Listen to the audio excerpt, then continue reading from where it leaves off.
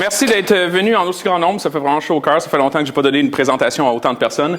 Avant de commencer, je tiens tout d'abord à remercier Dominique Rattel-Fournier, Jean-Philippe Chassé, Jonathan Godin et Mia Brunetti qui m'ont aidé à rendre l'exposition de cette présentation un peu plus claire. OK? Et intéressante. Surtout Mia Brunetti qui m'a recommandé certains ouvrages qui ont rapport à la partie qui doit être chuchotée ici du titre. OK? Vous allez voir, c'est hautement surprenant. Alors, le tout a commencé quand j'ai fait un cauchemar une nuit, genre, il y a comme 2 semaines. Vraiment atroce. Tu sais, comme War of the Worlds. Genre, puis j'étais là, puis je voyais les machines sortir. Puis j'étais caché après ça, j'étais allé me cacher dans un basement. Puis je me suis réveillé. C'était comme 3 heures du matin. J'étais troublé. Et je me suis dit, je vais aller sur Twitter pour me calmer. Ne jamais aller sur Twitter pour se calmer, OK? C'est la pire idée. Ça fonctionne pas, ça. Voici le premier tweet que je vois sur Twitter. A straw does not have holes. A straw is holes. It is a long tube composed of a set of holes. It contains all holes in a set of 2 to infinity.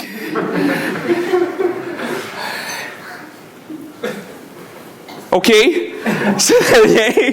C'était le post original. Et de là, la communauté sur Twitter des micro-niche celebrities s'est engagée dans ce débat. OK? Peut-être que vous allez reconnaître des noms. Je ne connaissais pas Participation Trophy Wife, mais les autres personnes, je les OK? Alors, ça devient heated à un certain moment. OK? Technically, a straw has 3 holes. If we share one that has 2 ends on it, maybe?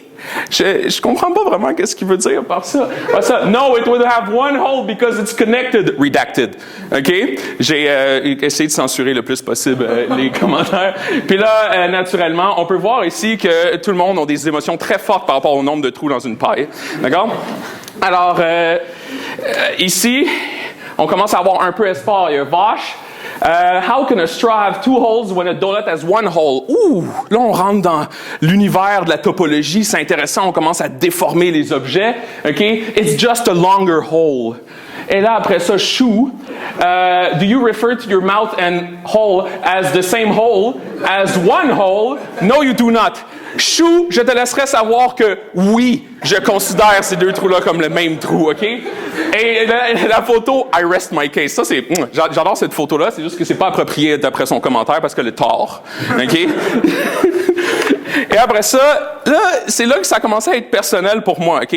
Big Joel, qui est un YouTuber que j'aime bien, il fait de bonnes vidéos, Big Joel, OK? I agree with you, avec Chou. A bunch of math nerds like my dumb math is the way you should talk. Sad and upsetting. OK? Et après ça, ouais, je vais ignorer le reste de ce qu'il dit. Là, c'est rendu personnel pour moi. Et il y a un truc qui me console, c'est qu'il y a beaucoup de personnes qui commencent à comme hypothétiser, donnent des démarches, des différentes manières de voir combien il y a de trous dans une paille. Ça, c'est une de mes explications préférées. C'est you could use a donut as a straw, but you're not prepared to have that conversation. J'ai une image très précise de cette utilisation-là. Du donut comme une paille. Et après ça, on dit... ici, on a une certaine notion de déformation de la paille. Okay? On dit que si on l'aplatit la paille, on retrouve un genre de beigne avec un seul trou. Puis après ça, on dit, oui, il y a un trou, mais il y a 2 ouvertures sur la paille. C'est très précis ici, le langage. Okay? On parle, ça, c'est des concepts qu'on va aborder de manière très rigoureuse. Puis on va voir peut-être si Karim Mara a raison. Puis qu'est-ce qui est drôle? Je sais pas si Adam est fâché contre cette réponse-là, parce qu'il dit « The secret to sounding intelligent is just being confident and pretending to sound intelligent ». Mais ça, qu'est-ce qui est intéressant, c'est Karim Mara qui avait posté ça avant. Je sais pas, ça c'est agressif, je pense. Ça c'est très agressif. Je pense pas qu'Adam est d'accord.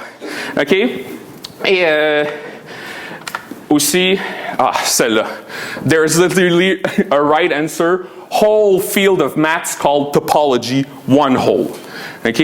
Puis c'est ça qu'on va utiliser aujourd'hui. On va développer la théorie topologique qui nous permet d'étudier le nombre de trous dans une paille. OK? Merci, Seferi, pour cette très belle idée. OK? Aussi, une mention spéciale à des personnes qui ont commencé à faire comme presque des maths, OK? Puis qui faisaient des dessins comme ça. Les conclusions de ce dessin-là sont pas vraies nécessairement, mais les idées commencent à être là. On commence à prendre des coupes puis tout. Très intéressant. Et finalement, qu'est-ce qui m'a vraiment incité à faire la présentation, c'est ce dernier tweet-là de Big Joel qui m'a très déçu. OK? According to math, a hot dog is a taco. I mean, topographically speaking. No, stop this foolishness before it's too late. OK? Non seulement je vais élaborer sur cette foolishness-là, c'est pas de la topographie, mais je vais démontrer que ce n'est pas de la foolishness, que ça sert véritablement à quelque chose d'avoir une notion précise de c'est quoi un trou puis à quoi ça sert de les compter. OK? Pour le futur de l'humanité. OK? Je vous niaise pas, c'est vrai. OK? Et il y a une seule façon de résoudre ce débat-là, c'est d'aller au tableau. OK? Puis on va faire ça maintenant. Je vais juste monter le tableau. Je ne sais pas. J'aurais dû me mettre une slide noire. Il doit avoir un bouton masquer l'image. Ouais. Masquer l'image, vous avez raison. Et voilà. OK, parfait.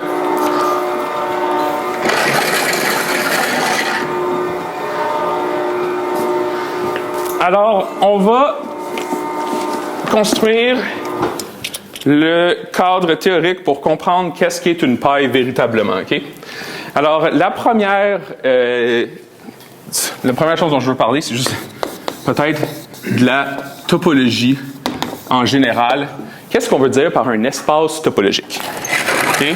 Je ne vais pas donner les définitions auxquelles on est habitué de voir dans un cours de topologie parce qu'on finira jamais. Okay? Je vais juste donner des idées. Ça va être très informel, mais c'est assez pour vous donner des idées. Si vous voulez plus d'informations après, allez lire un livre comme de Hatcher ou de Grist. Okay? Alors, espace topologique.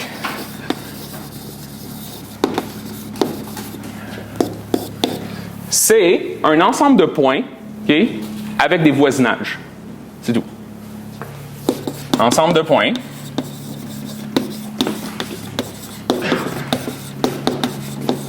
avec des voisinages pour chaque point.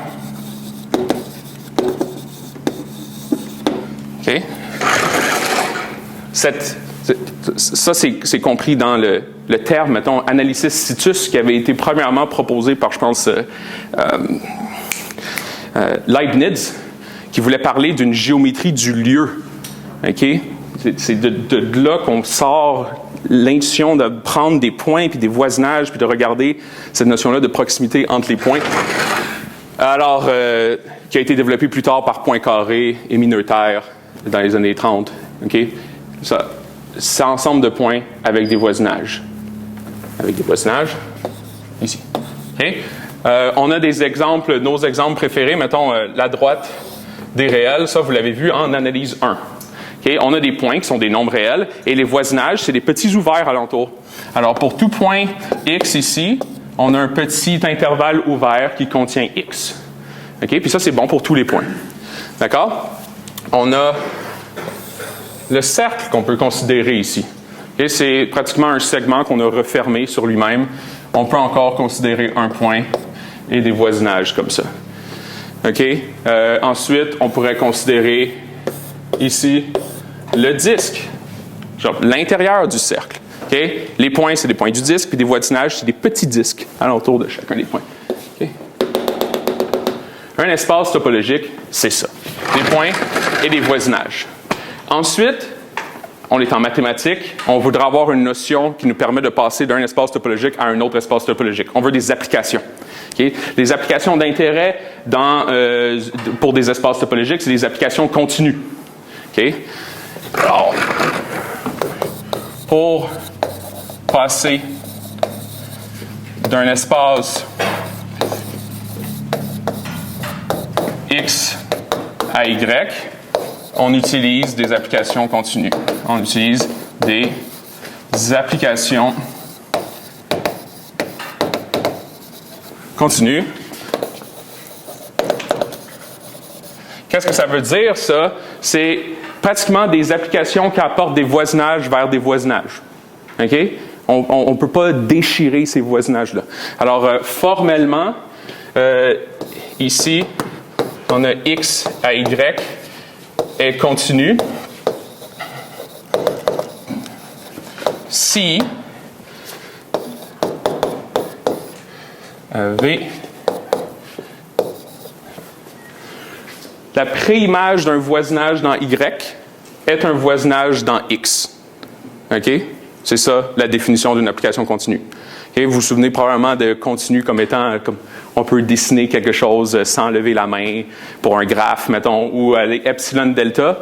Toutes ces définitions-là peuvent être réduites à ça. OK? Ça nous permet, entre autres, de contracter des espaces et tout. Okay? C'est des fonctions quand même assez sauvages quand on y pense. Okay? Quand on voit certains exemples, ils peuvent être très sauvages. Mais c'est un bon niveau de régularité pour avoir une bonne théorie.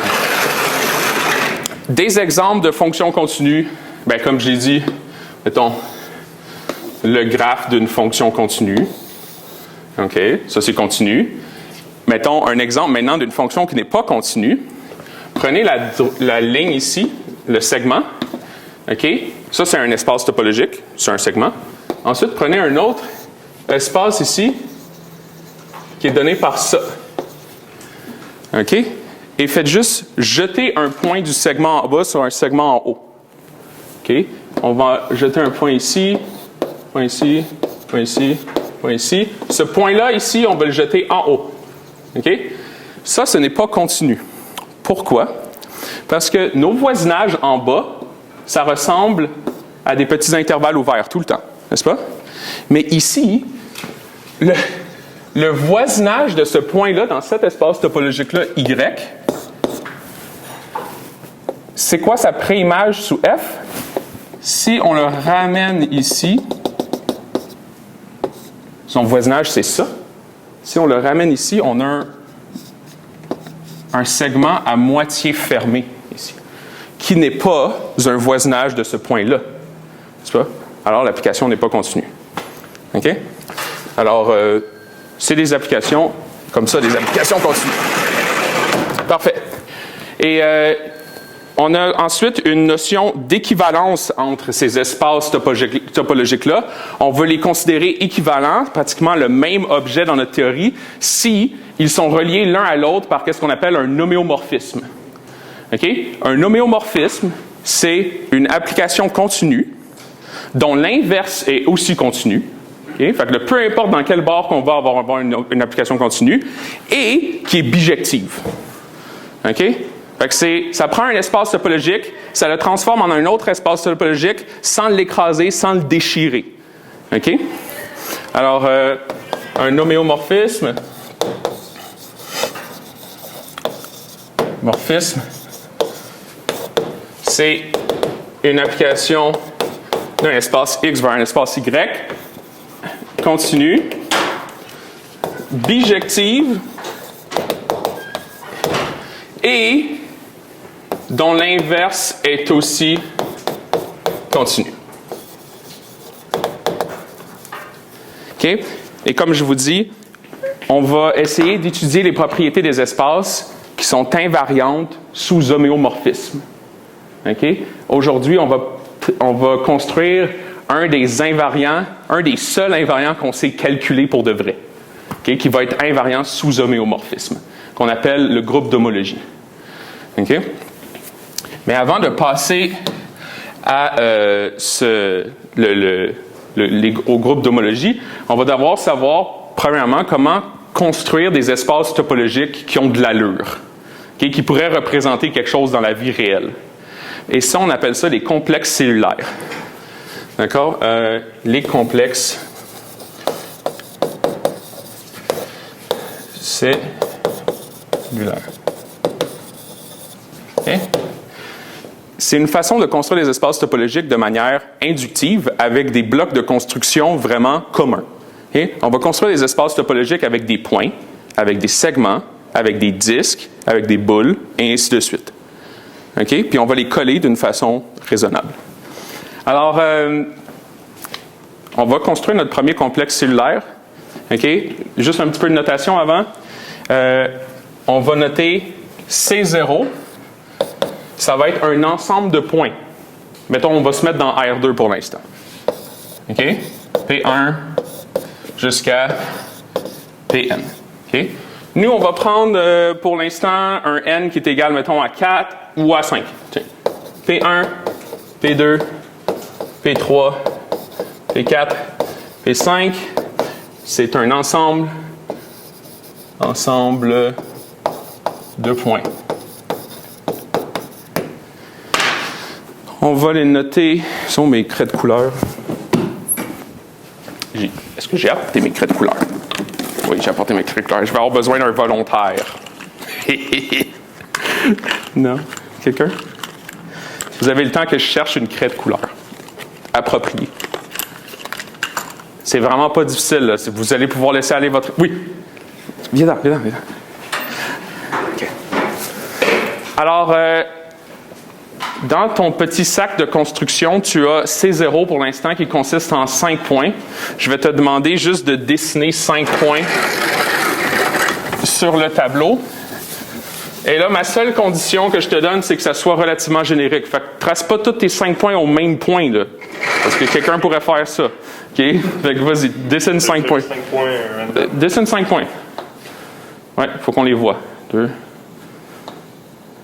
OK, ça c'était 2. 2. Ouh, intéressant!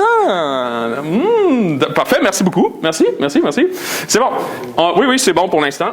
Alors, on a fait C1, c'est bon. On a commencé à construire notre espace. C0, pardon. Getting ahead of myself. Puis, maintenant, ça, c'est qu'est-ce qu'on appelle le zéro squelette. C'est l'ensemble des points qui définit notre espace. Okay? L'étape prochaine, ça va être d'augmenter un peu la dimension de cet espace-là en rajoutant des segments. Okay? Et les segments, l'ensemble des segments, c'est qu'est-ce qu'on va appeler C1.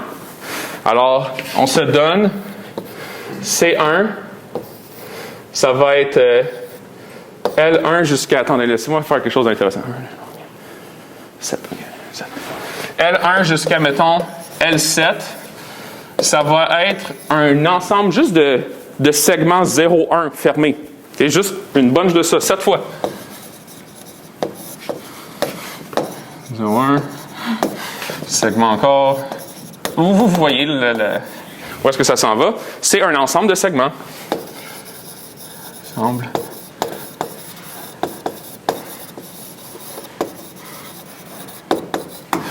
J'ai besoin d'un autre volontaire. Oui, viens-t'en, Marc-Antoine. Yes! All right. Tu as le droit de placer 7 segments, pas plus. C'est juste ça qu'on a dans notre C1. Là. Je les points. Oh, non! C'est correct, c'est ma faute. Tiens, vas-y. Oui, fait que, comment qu'on peut placer... C'est correct. On doit se donner une règle ici pour que le tout ait une allure quand même assez raisonnable. C'est nos segments, comment qu'on les attache à notre zéro squelette.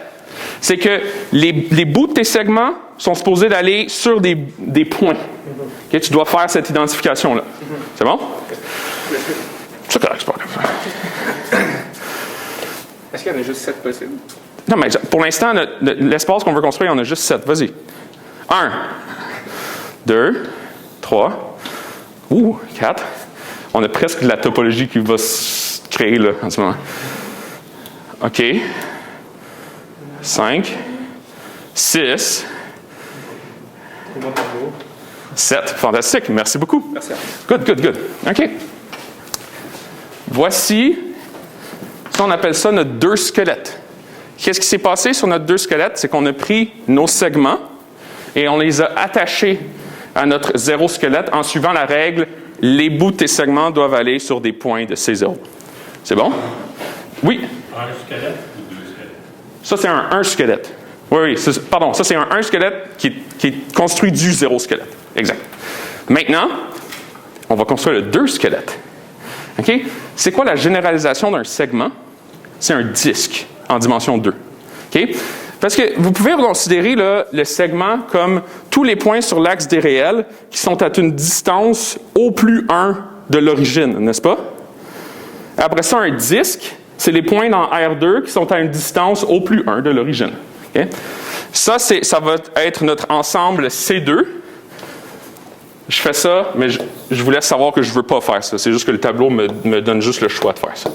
Okay? Et nos disques, on va les appeler F ici, pour une raison qui va être plus claire plus tard. On va s'en donner 2. OK? Ça est égal à des disques. 2 disques. Et là, vous voyez peut-être où est-ce que ça s'en va. On va vouloir attacher ces disques-là à un squelette. Okay? Il y a une manière de le faire. Il faut que tout le bord du disque soit envoyé sur des segments. Il ne peut pas avoir un bout du bord du disque qui ne touche à rien, à aucun segment. Alors, est-ce que j'ai un troisième volontaire ou une troisième volontaire?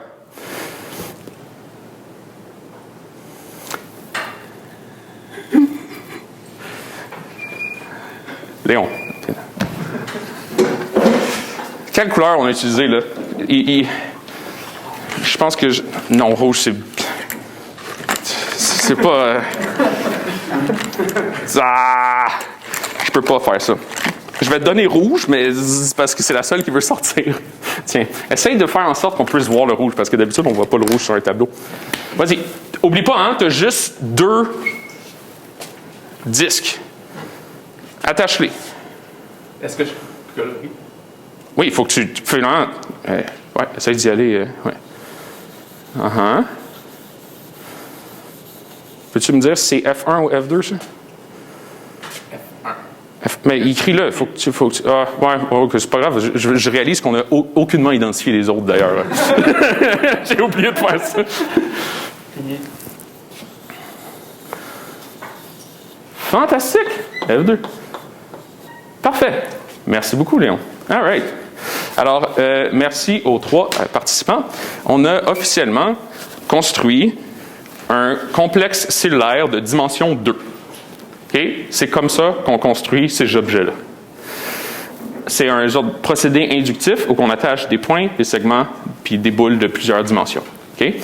Toujours de la manière suivante. Vous allez remarquer que la frontière au complet de notre cellule doit être attachée à des cellules de dimension 1 de moins. N'est-ce pas? Nos segments étaient attachés sur des points, puis nos disques étaient attachés sur des segments. OK? C'est comme ça qu'on construit des complexes cellulaires.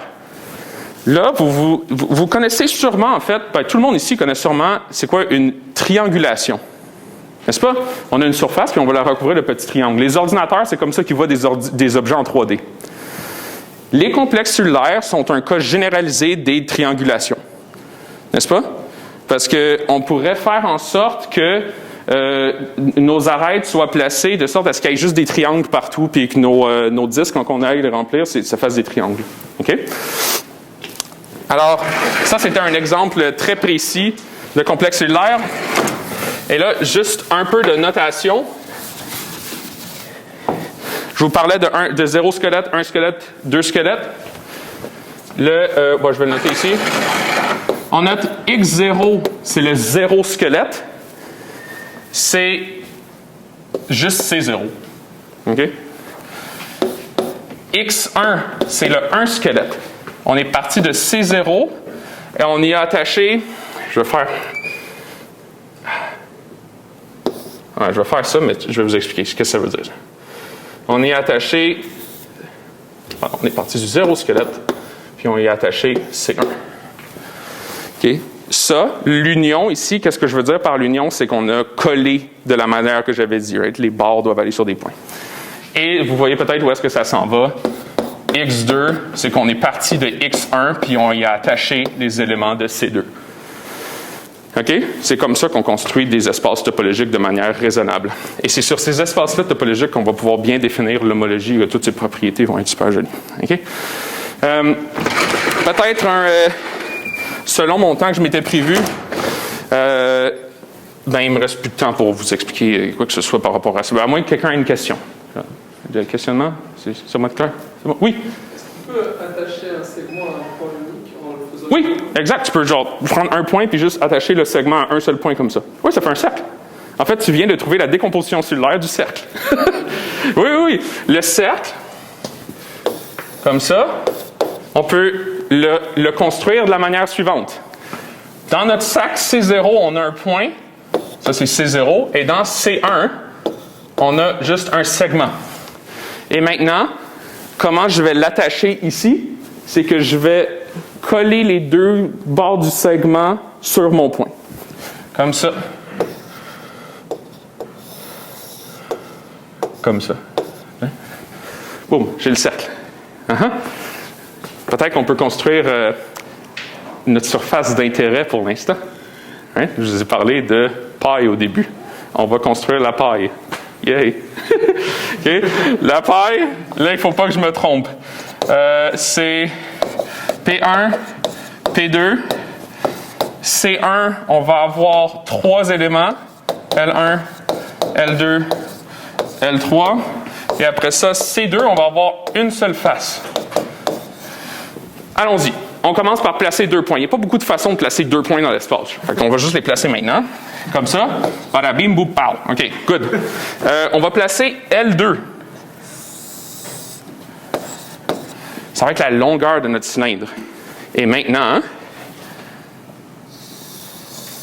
on vient placer ici L1 et L3.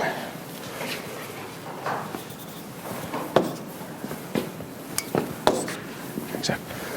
OK. Là, en ce moment, ça ressemble pas mal à rien. Et là, la dernière étape, c'est on vient envelopper notre disque qu'on avait le long des cercles ici et de la frontière là. Qu'est-ce que je veux dire par ça? C'est la chose suivante. Je vais dessiner en utilisant la couleur de Léon. Comme ça.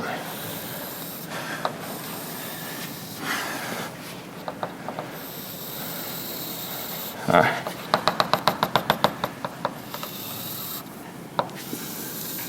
Oui. Je viens le refermer comme ça. Hein?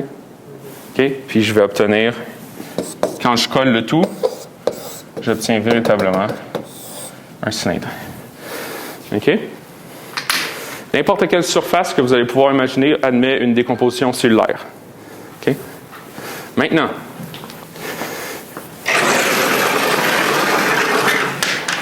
il y a ici, ça va nous permettre de commencer à penser à la définition d'un trou. Okay? Là, on a beaucoup joué avec des barres pour faire ces trucs-là. On se souvient que quand on attachait, on avait toujours une certaine notion de barre qui était envoyée à une cellule de dimension moins 1. Et maintenant qu'on a cette notion-là de barre, on va pouvoir définir ce qu'est un trou. Un trou, c'est un cercle sur notre surface qui ne borne aucune surface. OK? Ça veut dire que quand on a un cercle ici, puis on ne peut trouver aucune surface dans notre surface, aucune sous-surface dans notre surface originale, qui n'a que comme bord juste le cercle. OK? Je vais l'écrire. On va voir des images. On dit qu'il y a un trou, au moins un trou dans une surface S.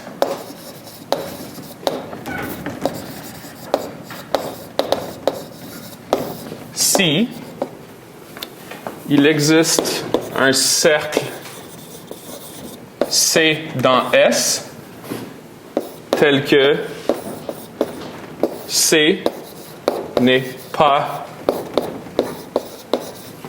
le bord d'aucune, n'est pas le bord d'une surface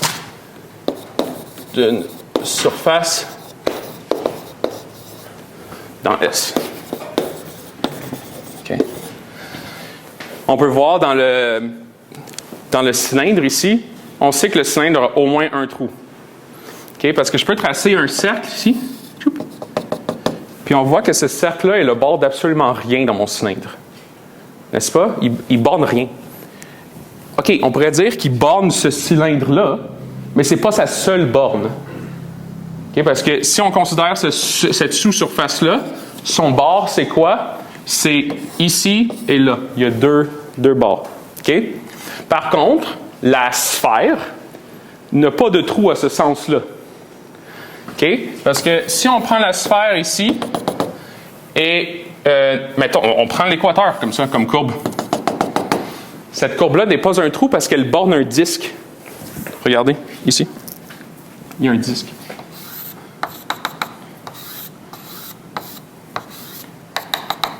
OK? Il y a un disque qui borne, dont le bord est le cercle ici. OK? C'est une bonne définition pour s'assurer qu'il y a au moins un seul trou, mais là, c'est quoi? On va toutes les compter, ces cercles-là? Il y en a une infinité dans un cylindre, là. On va arriver à la définition originale de nombre de trous de Participation Trophy Wife, là, OK? On ne veut pas faire ça. Donc, on va dire que deux cercles représentent le même trou si, à eux deux, ils bornent la même surface. OK? Fait qu'ici, ce cercle-là et ce cercle-là représentent le même trou parce qu'ils bornent les deux une surface. Okay? On peut aussi le voir comme ce cercle-là peut être déformé dans l'autre cercle. Ils sont équivalents, ils représentent le même trou. Deux cercles C1, C2 représentent le même trou si il existe une surface dans S telle que son bord C1 union C2. Okay? C'est le bord, comme ça. Okay? Fait que là, on a une certaine notion d'équivalence. On va pouvoir réduire ce problème-là au début, qui paraissait genre d'une dimension infinie, à un problème de dimension plus finie, disons. OK? Puis,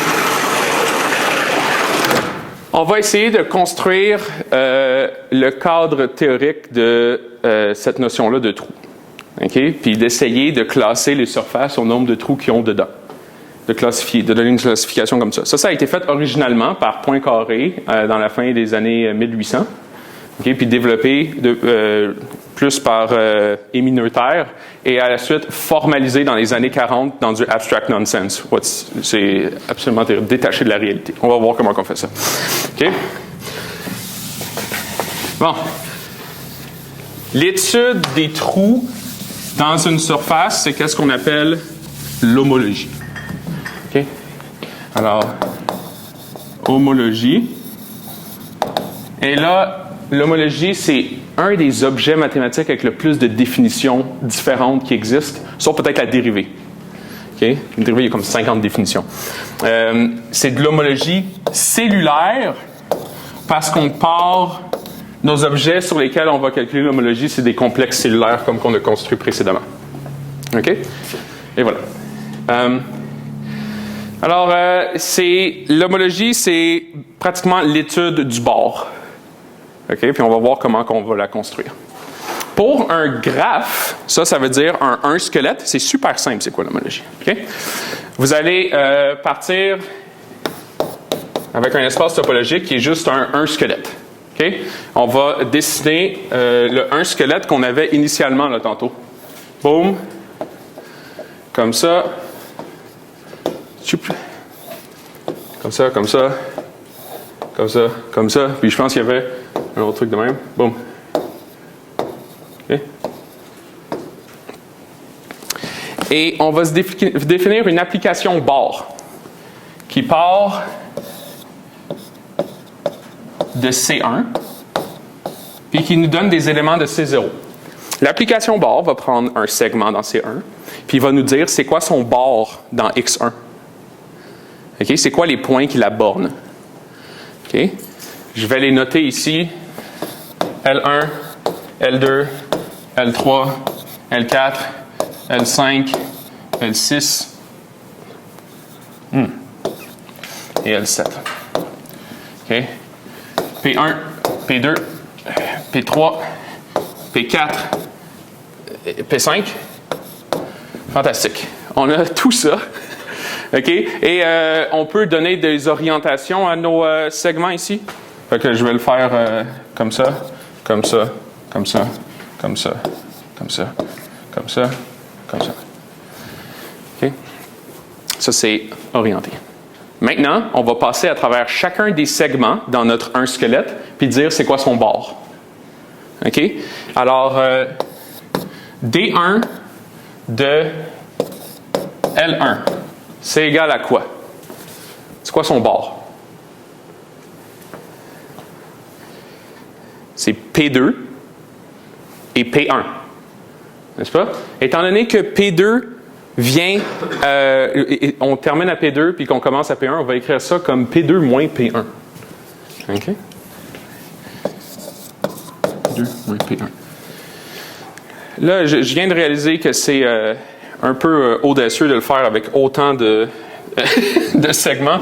On va juste le faire avec l'extérieur de notre dessin. Okay? On ne perd rien ici. Parfait. On a le bord de L1. Maintenant, le bord de L2. Ça va être quoi? Ça va être P3 moins P2. Exact. Et ensuite, ça va être P4 moins P3 pour le bord de L3. P4 moins P3. Et finalement, on a le bord de L4 qui est P1 moins P4. OK? Fait que là, on sait comment notre application bord fonctionne sur C1 et comment elle envoie des points dans C0. On est prêt à définir notre premier groupe d'homologie pour un squelette. Je vais écrire la définition ici.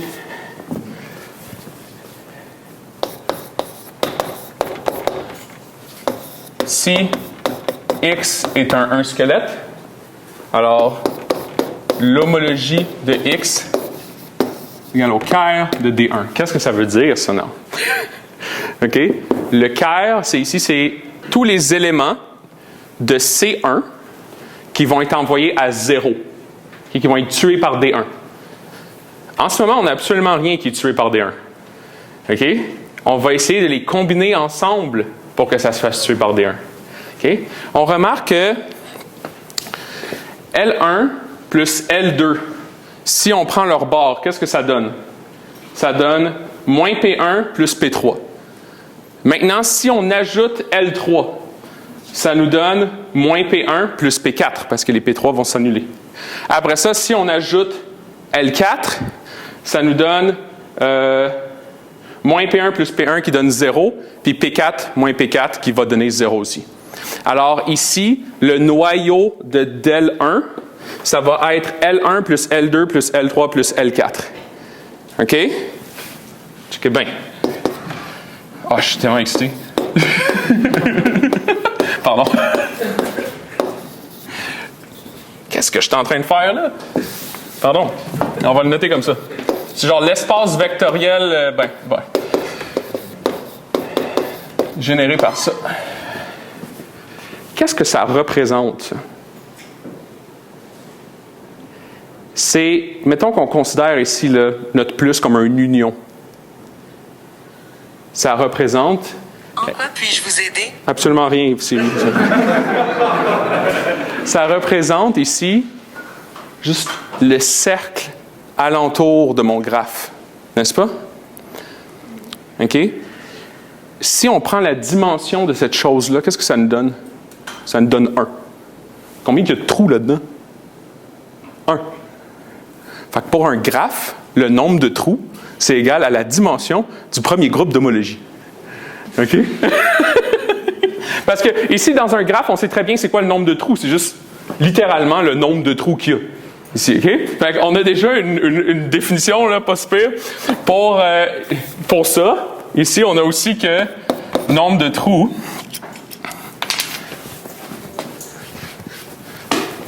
Il n'y en a pas là. Le nombre de trous est égal à la dimension de H1 de X. Exact. OK? Parfait. Vous pouvez voir après ça, vous faites l'exercice. Si on rajoute ici un truc comme ça, OK, avec un troisième point, P5, les deux éléments qu'on va avoir là-dedans, dans notre noyau, ça va être ici, finalement, ça va être L4 plus L5 plus L6. Et après ça, on va avoir ici L1 plus L2 plus L3 moins L6 moins L5 qui vont définir nos deux trous. Et on doit faire des moins ici parce qu'on s'en va dans la direction opposée là, quand on suit le chemin ici. OK? Ça nous donne vraiment le nombre de trous. C'est vraiment fantastique que ça fasse ça. On est juste dans des graphes en ce moment. On a besoin d'une certaine notion de nombre de trous pour des surfaces aussi. Là. OK? Pour ça, on va devoir définir D2. D'accord? Alors, je vais laisser ça là pour l'instant.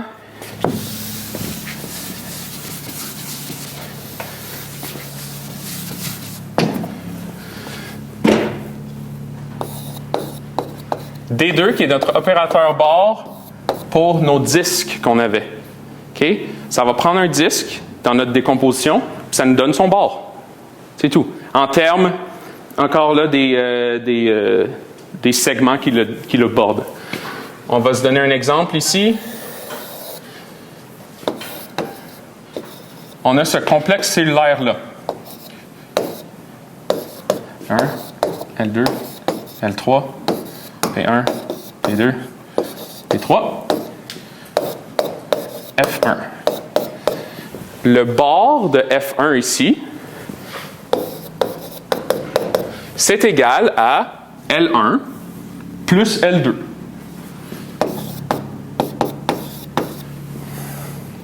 OK? Et maintenant, fait très intéressant qui tient en général. Okay, ben, ça, c'est la définition de D2. On regarde, on applique D2 sur un de nos éléments de construction là, fondamental. Puis après ça, on regarde son bord dans le squelette. OK? Puis ça nous donne des éléments des cellules de dimension -1.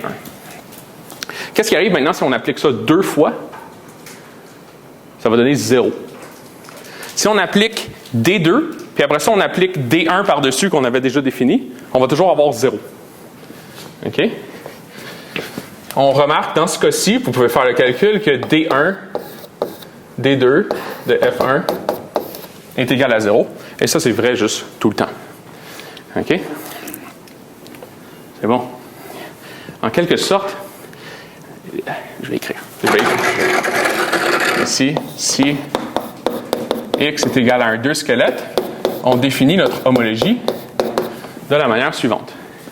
On va encore avoir Ker de D1, mais là, je vous ai dit, notre nombre de trous, on doit identifier 2 cercles qui représentent le même trou si les deux ils bordent une surface. OK?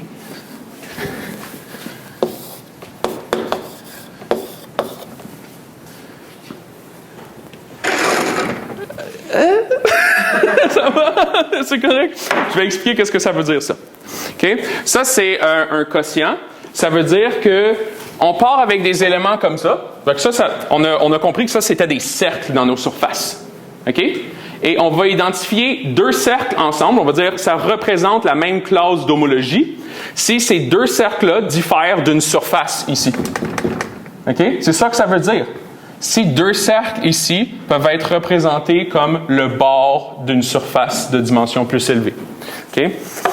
Ça, c'est 2 éléments X et Y dans le Ker de D1 on a que les 2 vont être identifiés là-dedans au complet. Si et seulement si X moins Y est égal au bord d'une face. OK? Ça, on avait déjà vu comment ça fonctionnait. Vous voyez ici, qu'est-ce que ça veut dire finalement?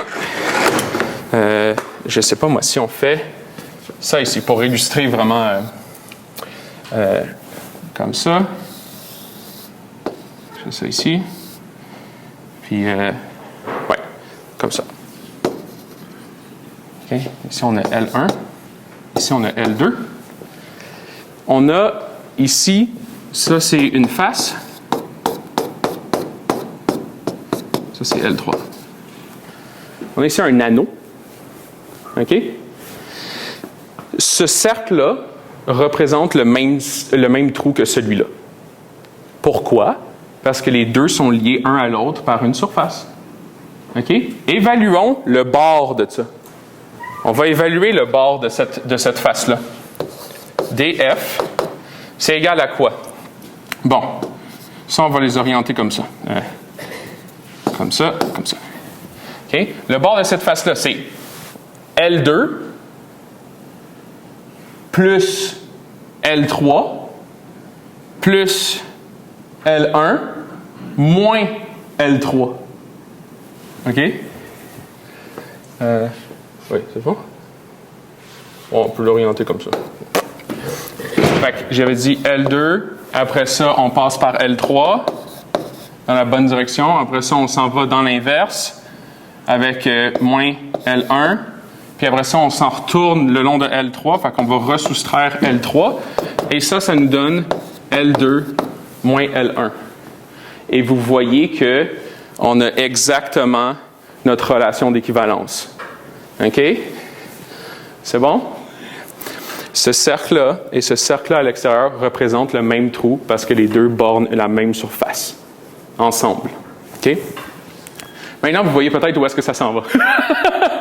Le nombre de trous pour un 2 squelette, c'est la dimension de notre H1. OK? Et ça, c'est quoi? C'est une paille. OK?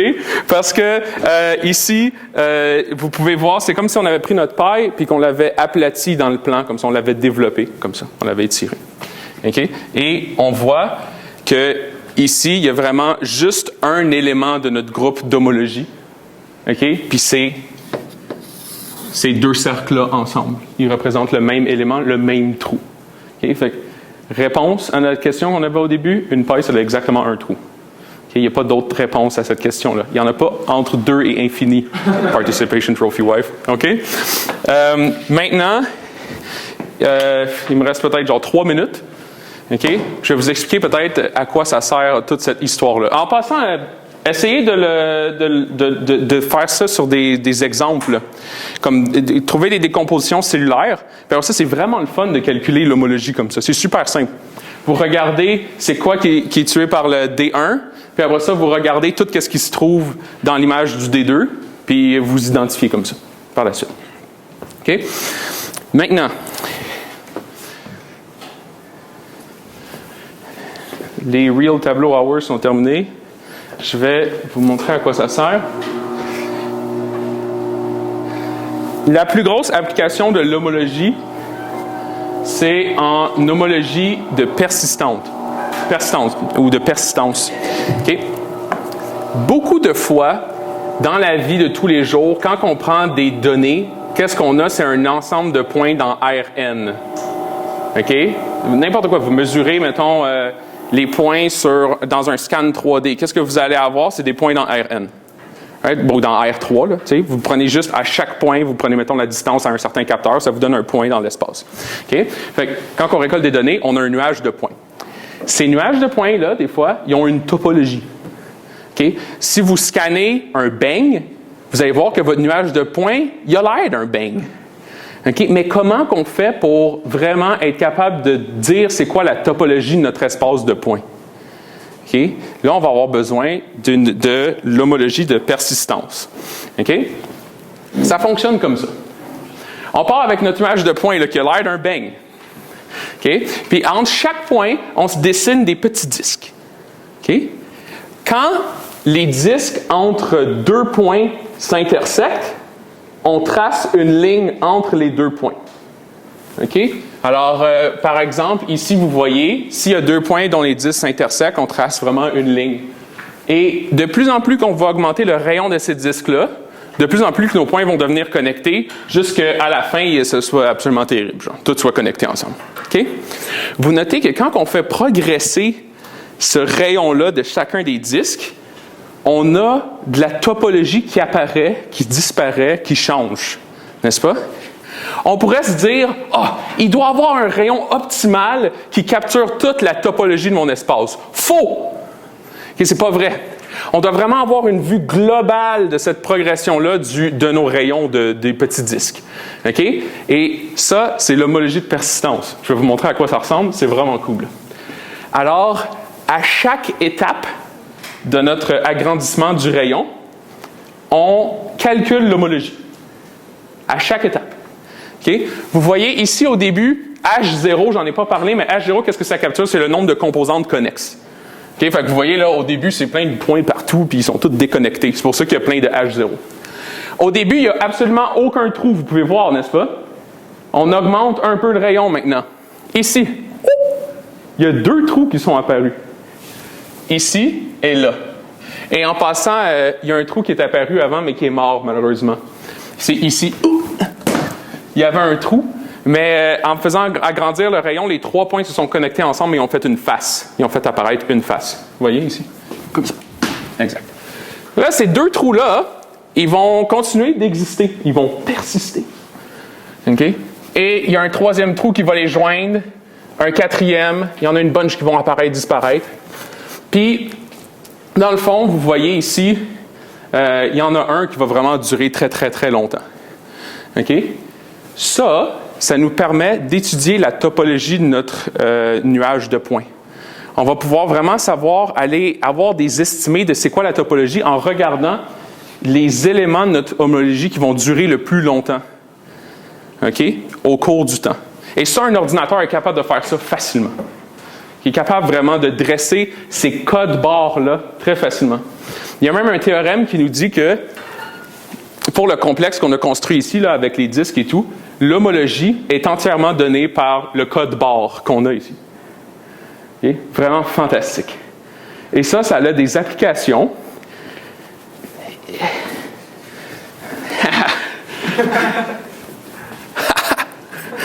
À classifier les tumeurs cancéreuses. En particulier, moi, je vais parler aujourd'hui des tumeurs du cancer de la prostate. Okay? Comment que le cancer de la prostate était gradué avant, là?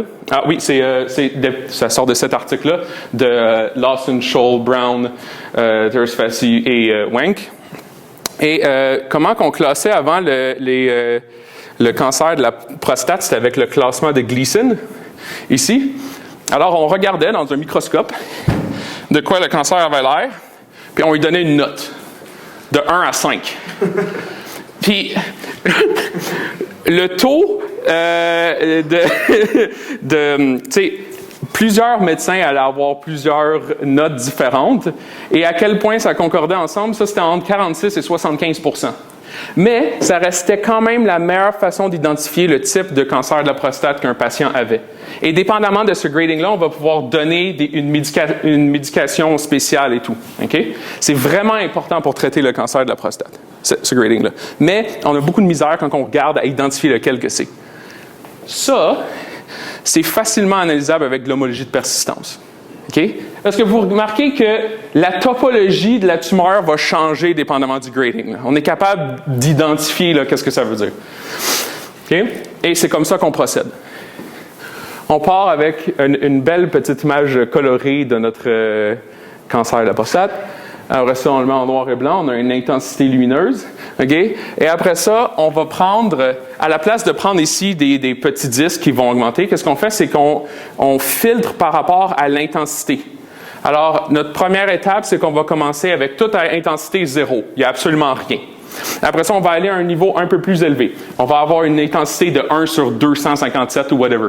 Okay? Et là, fur et à mesure, on va avoir une topologie qui va commencer à apparaître. Okay?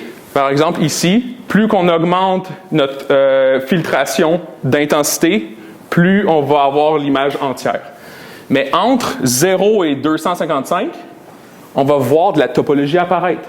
Et ça, un ordinateur est capable de calculer c'est quoi la topologie de ça. Il va être capable de dire, ouais, un trou, 2 trous, 3 trous ici. Ça va me faire une classe d'homologie. Puis là, quand ma filtration augmente, je vais pouvoir savoir comment ces classes d'homologie-là vont survivre. Et à la fin, je vais être capable d'identifier sur mon échelle de 1 à 5, c'est à quel cancer, mon cancer de la prostate que je suis en train d'évaluer ici correspond. OK? Vraiment important. OK? Fait que Big Joel, là, quand il disait que ça servait à rien de compter le nombre de trous dans quelque chose, il avait très tort. OK? Ça sert à beaucoup de choses, dont ça. Et ça, c'est le classement de Gleason et l'homologie persistante. Fait que je pense que c'est tout ce que j'avais à dire aujourd'hui. Merci beaucoup.